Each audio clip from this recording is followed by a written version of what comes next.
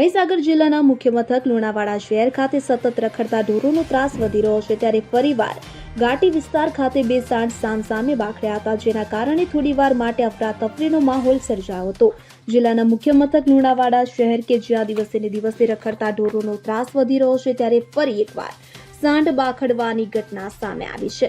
લુણાવાડાના ઘાટી વિસ્તારમાં બે સાંઢ સામસામે બાખડ્યા હતા, જેના કારણે રસ્તા પરથી પસાર થતા લોકોમાં ભય સાથે અફરાતફરીનો માહોલ સર્જાયો। ઉલ્લેખનીય છે કે 2 દિવસ અગાઉ પણ આ જ વિસ્તારમાં બે સાંઢ સામસામે બાખડ્યા હતા અને આખા વિસ્તારને જાણે બાનમાં લીધો હોય તેમ લોકોમાં નાસભાગ મચી હતી। શહેરના માંડવી બજારથી લઈ વાસિયા દરવાજા વિસ્તાર સુધી રખડતા ઢોર રસ્તા પર અડીંગો જમાવીને બેઠેલા હોય છે કે જેને કારણે અવારનવાર અકસ્માત સર્જાવાની ઘટનાઓ પણ બની ચૂકી છે, ત્યારે આ સમસ્યાના કાયમી નિકાલ માટેની લોક માંગ ઉઠી છે।